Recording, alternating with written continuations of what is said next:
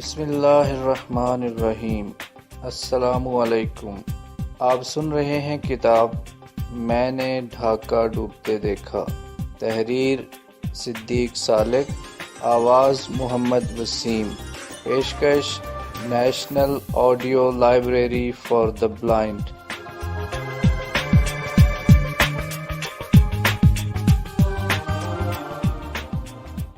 حصہ دوئم، خانہ جنگی، باب 11، جنرل نیازی کی آمد۔ 26 مارچ کو ڈھاکہ سے غیر ملکی نامہ نگاروں کو نکالنے کا فیصلہ پاکستان کو بہت مہنگا پڑا۔ انہوں نے باہر جا کر مشرقی پاکستان کے متعلق طرح طرح کی خبریں تخلیق کرنی شروع کر دیں، جن میں سے بیشتر مبالغے یا غیر مصدقہ اطلاعات پر مبنی ہوتی تھیں۔ ان سے یہ تاثر پیدا ہوتا تھا کہ پاکستانی فوج معصوم اور نہتے بنگالیوں کو ناحق موت کے گھاٹ اتار رہی ہے۔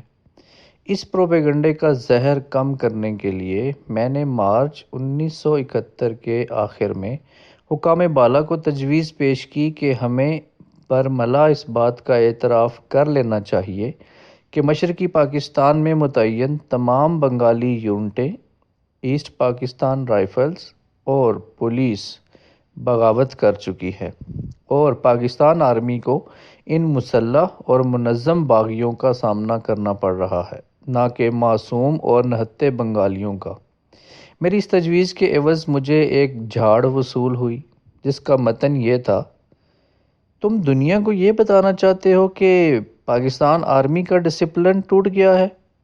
کیا تم ایسی حرکت کر کے آرمی کے ناموس کو پٹا لگانا چاہتے ہو؟ تجویز تو میں نے واپس نہ لی، البتہ جھاڑ وصول کر کے خاموش ہو گیا۔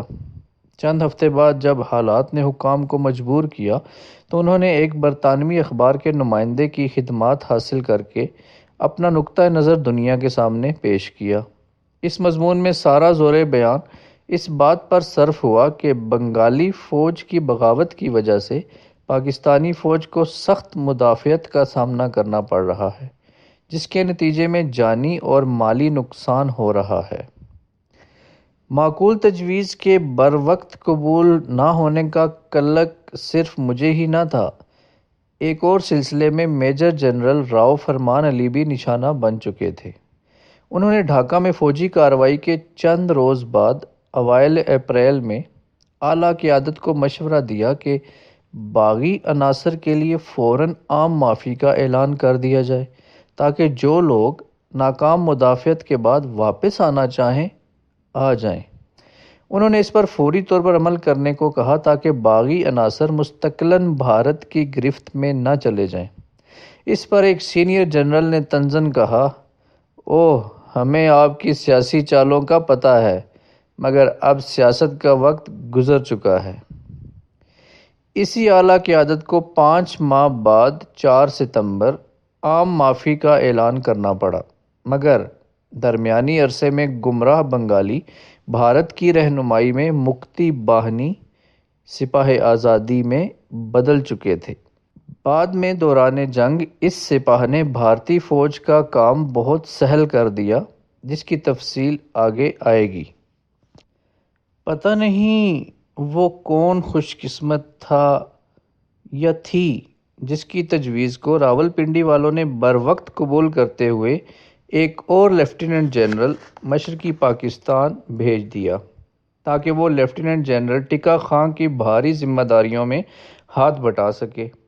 اس وقت گورنر، مارشل لا ایڈمنسٹریٹر اور کمانڈر ایسٹرن کمان کے تینوں عہدے ٹکا خان کے پاس تھے۔ مؤخر الذکر ذمہ داری سپاہ کی کمان سنبھالنے کے لیے مغربی پاکستان سے لیفٹیننٹ جنرل امیر عبداللہ خان نیازی پہنچے۔ وہ دوسری جنگ عظیم میں ملٹری کراس اور 1965 کی جنگ میں ہلال جرأت حاصل کر چکے تھے اور ٹائیگر کے نام سے مشہور تھے۔ غالباً ارباب اقتدار کا خیال تھا کہ بنگال کے ٹائیگر کو زیر کرنے کے لیے پنجاب کا ٹائیگر بھیجنا ضروری ہے۔ ان کی وہ کمزوریاں جو دسمبر 1971 کی شکست کے بعد منظر عام پر آئیں، اس وقت زبانیں زد عام نہ تھیں، شاید اس وقت تک ان کی کلئی نہیں کھلی تھی، یا لوگ صاحب اقتدار شخصیت پر انگلی اٹھا کر مصیبت کو دعوت نہیں دینا چاہتے تھے۔ وہ 10 اپریل کو ڈھاکہ پہنچے اور اگلی صبح کمانڈر ایسٹرن کمان کے عہدے کا چارج سنبھال لیا۔ اسی شام ان کے سرکاری مکان فلیگ سٹاف ہاؤس میں میری ان سے ملاقات ہوئی۔ وہ شام کو بھی وردی پہنے ہوئے تھے۔ انہیں اپنے کندھے پر لیفٹیننٹ جنرل کے تازہ رینک کا واضح احساس تھا۔ انہیں وردی، رینک اور چھاتی پر تمغے سجانے کا بہت شوق تھا۔ وہ سمجھتے تھے کہ اس طرح ان کی شخصیت زیادہ باوقار لگتی ہے۔ یہ باتیں مجھے بعد میں معلوم ہوئیں جب انہوں نے مجھے تاکید کی کہ کسی اخباری نمائندے کو لانے سے پہلے میں دیکھ لیا کروں کہ وہ وردی میں ہے۔ جنرل خادم راجہ نے مجھے بتایا کہ جب وہ فوج کی کمان ان کے سپرد کر چکے تو جنرل نیازی نے پوچھا، اپنی داشتاؤں کا چارج کب دو گے؟ چارج لینے کے بعد جنرل نیازی نے اپنے اسٹاف کو خطاب کیا، جس میں انہوں نے ماضی کی فاختاؤں پر تنقید کی اور بنگالیوں، بالخصوص بنگالی دانشوروں اور بنگالی ہندوؤں پر خوب برسے، کیونکہ ان کا خیال تھا کہ بنگالی قومیت کو پروان چڑھانے والے یہی لوگ ہیں۔ فوجی کارروائی کے بارے میں انہوں نے اپنے پیشرو سے مشورہ کیا اور جس طرح کام چل رہا تھا 10 مئی تک چلنے دیا۔ یہ وہ تاریخ تھی جب مشرقی پاکستان کا آخری قصبہ کاکس بازار دوبارہ ہمارے قبضے میں آیا۔ ماہ اپریل میں 3 میجر جنرل نیازی کی اعانت کے لیے ڈھاکہ پہنچے۔ میجر جنرل رحیم جنرل خادم راجہ والے 14 ڈویژن کے جی او سی مقرر ہوئے، جبکہ میجر جنرل شوکت رضا اور میجر جنرل نذر حسین شاہ کو بالترتیب 9 ڈویژن اور 16 ڈویژن دیے گئے۔ یہ دونوں ڈویژن تازہ مغربی پاکستان سے آئے تھے۔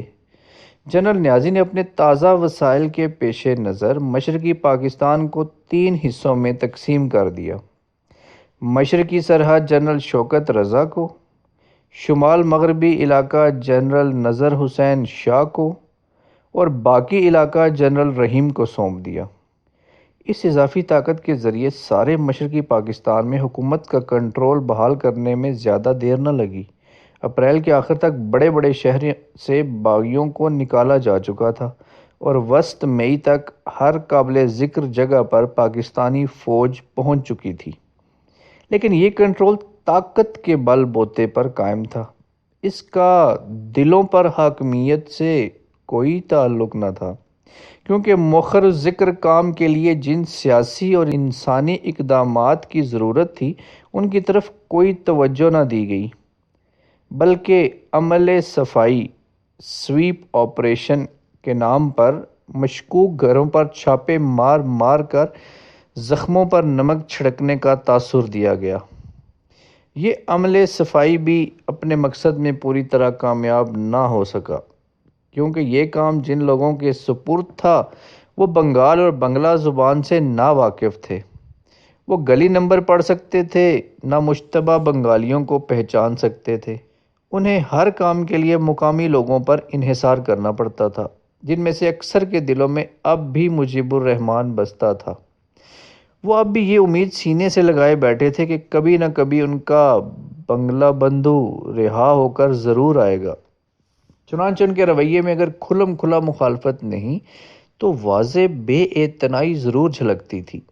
فوج کے ساتھ جن لوگوں نے آڑے وقت میں تعاون کیا ان کا تعلق عموماً دائیں بازو کی جماعتوں سے تھا، مثلاً کونسل مسلم لیگ کے خواجہ خیر الدین، کنونشن مسلم لیگ کے فضل القادر چودھری، قیوم مسلم لیگ کے خان صبور، جماعت اسلامی کے پروفیسر غلام اعظم اور نظام اسلام پارٹی کے مولوی فرید احمد۔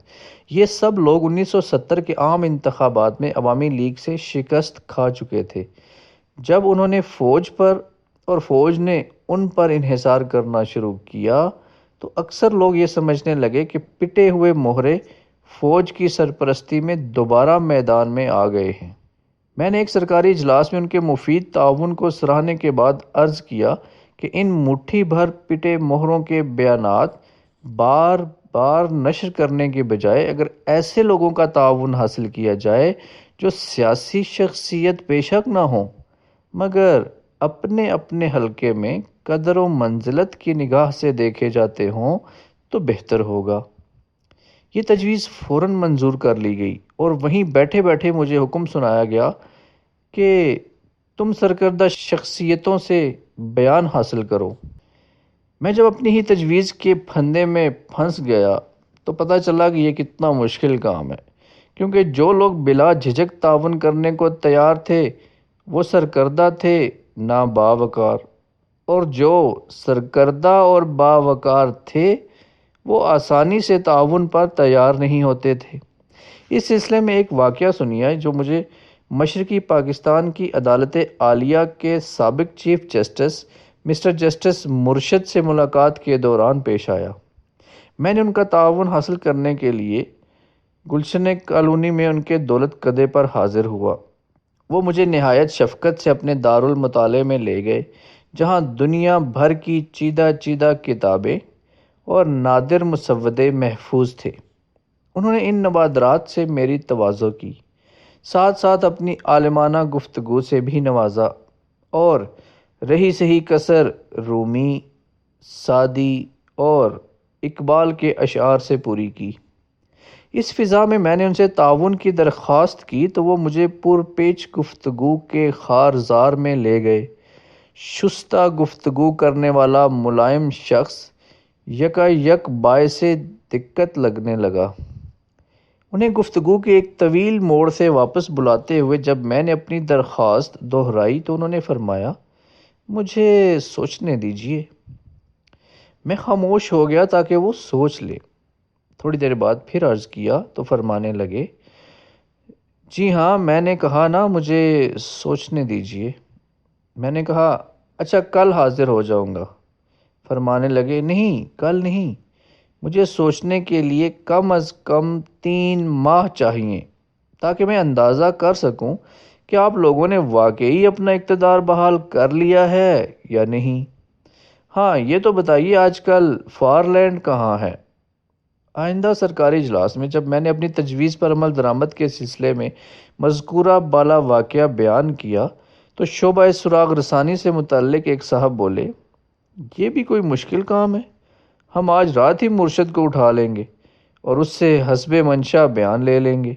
صدر مجلس کی مداخلت پر جسٹس مرشد کو اس عزت سے محروم رکھا گیا۔ جسٹس مرشد واحد دانشور نہ تھے جو مختلف خطوط پر سوچتے تھے۔ خود حکومت کے زیر اقتدار ریڈیو اور ٹیلی ویژن میں ایسے بے شمار افراد تھے جن کے دل کی تار کہیں اور جڑے ہوئے تھے۔ دونوں شعبوں کا ایک ایک واقعہ سن لیجئے، آپ کو ان کی ذہنی افتاد کا اندازہ ہو جائے گا۔ ڈھاکہ میں 25 مارچ کی رات کو فوجی کارروائی کے بعد مجھے حکم ملا کہ ریڈیو کو دوبارہ چلایا جائے تاکہ اس کے ذریعے مارشل لا احکام عوام تک پہنچائے جا سکیں۔ میں نے ریڈیو کے عملے سے کہا کہ وہ سازوں پر دھنیں نشر کرتے رہیں تاکہ سامعین کو اندازہ رہے کہ ریڈیو اسٹیشن چل رہا ہے، اور جو مارشل لا کی طرف سے ہدایات آتی جائیں گی موسیقی بند کر کے نشر کی جائیں گی اور پھر موسیقی کا سہارا لیا جائے گا۔ انہوں نے ان ہدایات کو سنا اور صدق کے دل سے ان ہدایات پر عمل کرنے کا وعدہ کیا، لیکن جب میں چلا آیا تو انہوں نے ماتمی دھنیں بجانا شروع کر دیں۔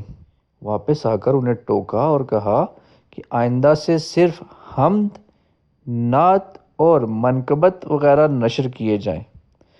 انہوں نے اس حکم پر بھی سر تسلیم خم کیا اور یہ نغمہ بار بار نشر کرنے لگے، اے مولا علی، اے شیر خدا، میری کشتی پار لگا دینا۔ یاد رہے کشتی عوامی لیگ کا انتخابی نشان تھا۔ اسی طرح میں نے ٹیلی ویژن کو ہدایت کی کہ وہ قیام پاکستان کا پس منظر اجاگر کرنے کے لیے تحریک پاکستان پر مبنی ڈرامے نشر کرے۔ انہوں نے پہلا ڈرامہ محمد علی جوہر پر ٹیلی کاسٹ کیا۔ ڈرامے کے شروع میں مولانا جوہر کی تصویر دکھائی گئی، لیکن باقی سارے کا سارا ڈرامہ تحریک آزادی کے فروغ کی نظر ہو گیا۔ کردار بار بار اس طرح کے مکالمے بولتے تھے، آزادی کے جذبے کو کبھی دبایا نہیں جا سکتا۔ آزادی قربانیاں مانگتی ہے۔ آزادی کے لیے ماؤں کو اپنے بچے اور بہنوں کو اپنے بھائی قربان کرنے سے دریغ نہیں کرنا چاہیے۔ آزادی کے ان جراثیم کو ختم کرنے کے بجائے حکام نے بنگالیوں کو دبائے رکھنے کی پالیسی کو ترجیح دی۔ انہوں نے عمل صفائی کو وسیع پیمانے پر جاری رکھا، جس کے لیے معلومات کا واحد ذریعہ محب وطن بنگالی یا بہاری تھے۔ ان میں سے اکثر نے صدقے دل سے فوج کے ساتھ تعاون کیا، مگر چند ایک نے ذاتی رنجش یا حماقت کی وجہ سے کئی بے گناہ آدمیوں کو بھی مروا دیا۔ ایک مثال ملاحظہ ہو۔ ایک روز دائیں بازو سے تعلق رکھنے والے ایک سیاسی رہنما ایک نوعمر لڑکے کو ساتھ لے کر مارشل لا ہیڈ کوارٹر آئے۔ اتفاقاً برآمدے میں سامنے سے میں آتا ہوا دکھائی دیا۔ مجھے روک کر سرگوشی کے انداز میں کہنے لگے، یہ لڑکا میرا بھتیجا ہے جو باغیوں کے کیمپ سے بھاگ کر آیا ہے۔ میں اعلیٰ حکام کو بعض اہم معلومات دینا چاہتا ہوں۔ میں انہیں ایک اعلیٰ حاکم کے پاس لے گیا۔ انہوں نے انکشاف کیا کہ باغی ڈھاکہ شہر کے پاس سے بہنے والے دریا بوڑی گنگا کے پار کرانی گنج کے مقام پر جمع ہیں، لوگوں سے زبردستی روٹی اور پیسے بٹورتے ہیں اور آج رات ڈھاکہ شہر پر حملہ کرنے کی تیاریاں کر رہے ہیں۔ میں واپس چلا آیا اور اس معتبر محب وطن شہری کی اطلاع پر مزید تصدیق کیے بغیر فوراً فوجی کارروائی کی تیاری کا حکم دیا گیا۔ کارروائی کے انچارج افسر سے کہا گیا کہ وہ فوراً میدانی توپیں، چھوٹی توپیں، ٹینک شکن توپیں اور مطلوبہ فوجی دستے تیار کر کے راتوں رات بوڑی گنگا کے کنارے پہنچ جائے اور طلوع آفتاب سے ذرا پہلے حملہ کر کے باغیوں کا صفایا کر دے۔ جب یہ کارروائی شروع ہوئی، میں آپریشن روم میں تھا، جہاں کارروائی کی لمحہ بلمحہ اطلاعات آ رہی تھیں۔ وہیں بیٹھے بیٹھے میں نے مختلف توپوں کی گھن گھرج اور بعد میں خودکار ہتھیاروں کے فائر کی آواز سنی۔ اس کمرے میں موجود کئی افسروں کا خیال تھا کہ ایک بٹالین اور چند توپوں سے شاید یہ معرکہ سر نہ ہو سکے۔ طلوع آفتاب تک غیر یقینی کا تاثر غالب رہا۔ تھوڑی دیر بعد یہ مژدہ سنایا گیا کہ ہماری بہادر فوج نے کسی جانی نقصان کے بغیر باغیوں کے کیمپ پر قبضہ کر لیا ہے۔ شام کو میری ملاقات اس کارروائی کے انچارج افسر سے ہوئی۔ اس نے جو انکشاف کیا اس سے میرا خون میری رگوں میں منجمد ہو کر رہ گیا۔ اس نے بتایا کہ کرانی گنج ایک غریب اور معصوم بستی تھی، جس میں زیادہ تر بوڑھے، بچے اور عورتیں تھے۔ انہیں خواہ مخواہ غیر مصدقہ اطلاع پر بھون کر رکھ دیا گیا۔ اس سانحے کا بوجھ میں عمر بھر اپنے ضمیر پر لیے پھروں گا۔ ادھر فوجی کارروائی زوروں پر تھی اور ادھر ریڈیو، ٹیلی ویژن اور اخبارات یک زبان تھے کہ صوبے میں حالات تیزی سے معمول پر آ رہے ہیں۔ کئی بار ایسا بھی ہوا کہ جب ایک گھر عمل صفائی کی زد میں تھا تو گھر کا ریڈیو کہہ رہا تھا کہ سب اچھا ہے۔ اس سے یقیناً سرکاری ذرائع نشر و اشاعت پر سے بنگالیوں کا اعتماد اٹھ گیا۔ وہ آل انڈیا ریڈیو اور دیگر غیر ملکی نشریاتی اداروں کی طرف رجوع کرنے لگے۔ آل انڈیا ریڈیو، خواہ وہ نئی دلی سے بول رہا ہو یا کلکتہ سے، بنگالیوں کے ذہن میں زہر گھولنے میں پیش تھا۔ یہ ریڈیو بنگالیوں کے دلوں میں نفرت کے جذبات بھڑکانے اور انہیں اپنے جان، مال اور عزت کے تحفظ کی خاطر اپنا گھر بار چھوڑنے کی ترغیب دے رہا تھا۔ بہت سے بنگالی جو ہندوستان میں پناہ گزین ہوئے، کچھ فوجی کارروائی کے ستائے ہوئے تھے اور کچھ آکاشوانی کے پڑھائے ہوئے۔ جن لوگوں نے ان حالات میں بھی اپنے گھروں میں ڈٹے رہنے کا فیصلہ کیا، انہوں نے اس بات میں مصلحت سمجھی کہ وہ کسی فوجی افسر یا باوردی فرد سے راہ و رسم پیدا کر لیں، کیونکہ خاکی وردی اور پشتو یا پنجابی بولی ذاتی حفاظت اور بقا کی ضمانت سمجھی جاتی تھی۔ ایسے واقعات بھی ہوئے کہ کئی حضرات کسی نہ کسی بنگالی کنبے کی سرپرستی میں لگ گئے، جس کنبے کو قدرت نے حسن کی دولت سے نوازا تھا، اسے بیک وقت کئی فوجی افسروں کی سرپرستی حاصل ہو گئی۔ میں بھی ایک متمول بنگالی گھرانے میں روشناس کرایا گیا۔ اس گھر کا مالک ایک مقامی اخبار کا ایڈیٹر تھا، لیکن اتنا مغرور کہ گزشتہ 1.25 سال کے دوران میں اس نے کبھی سیدھے منہ مجھ سے بات نہ کی تھی۔ اب وہ سراپا لطف و کرم بن کر میرے پاس آیا اور کہنے لگا کہ میں اس کے ساتھ چلوں تاکہ اس کے اہل خانہ کو تحفظ کا احساس ہو، کیونکہ پڑوس میں عملے صفائی سے ان کے دل دہل گئے ہیں۔ میں اس کے ساتھ ہو لیا۔ اس کی والدہ، شادی شدہ بہن اور دیگر اہل خانہ سے تعارف کرانے کے بعد مجھے ڈرائنگ روم میں بٹھا دیا گیا۔ میرا میزبان اور اس کی نوبیاحتہ بیوی ساتھ والے صوفے پر براجمان ہوئے۔ میزبان چند لمحوں کی مہلت مانگ کر ہوٹل انٹر کانٹیننٹل سے کسی مہمان کو لانے کے بہانے چلا گیا، اور میں حسین کمرے میں حسین تر حسینہ کے ساتھ اکیلا رہ گیا۔ میں نے سوچا ان لمحوں کو خاموشی کی نظر کر دینا کفران نعمت ہوگا، کیوں نہ چند میٹھی میٹھی باتیں ہو جائیں۔ میں نے گفتگو کا آغاز معذرت سے کرتے ہوئے کہا، مجھے افسوس ہے کل رات آپ کے پڑوس میں۔ اس نے چھری کی طرح میری بات کاٹتے ہوئے کہا، لاتعداد عورتوں پر مجرمانہ حملے کرنے اور ذاتی املاک کو بے تحاشا تباہ کرنے کے بعد اب تمہارا احساس ندامت جاگا ہے؟ میں نے کچھ کہنے کی کوشش کی، مگر وہ طوفانی انداز میں کہتی چلی گئی، تمہیں شرم آنی چاہیے اپنے کرتوتوں پر۔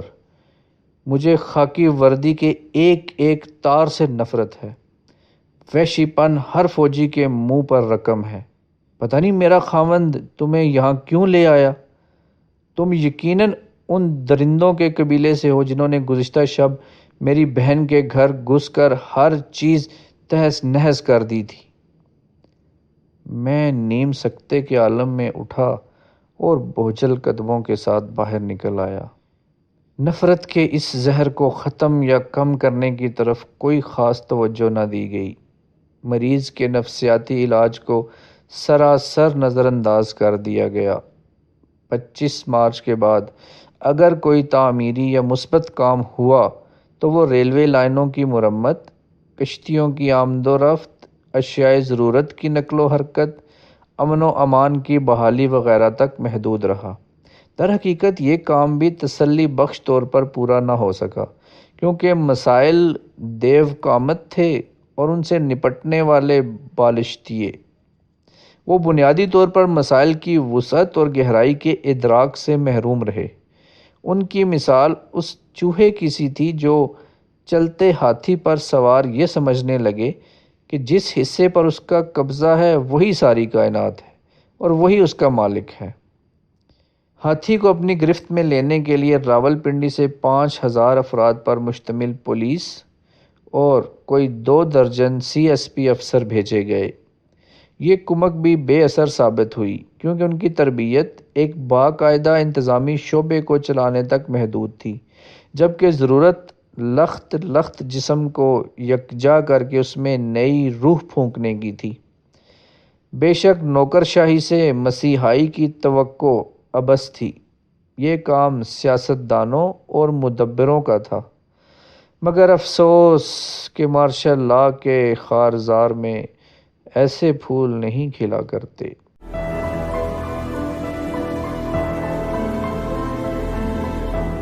اگر آپ نے ہمارا چینل سبسکرائب نہیں کیا تو ابھی سبسکرائب کریں اور ساتھ ہی بیل آئیکن پر کلک کریں تاکہ ہماری نئی آنے والی بکس کی اپڈیٹس آپ کو ملتی رہیں۔ لائک کریں، شیئر کریں اور کمنٹس کر کے اپنی رائے کا اظہار کریں، اور یہ بھی بتائیں کہ آپ کو ہماری بکس کیسی لگتی ہیں۔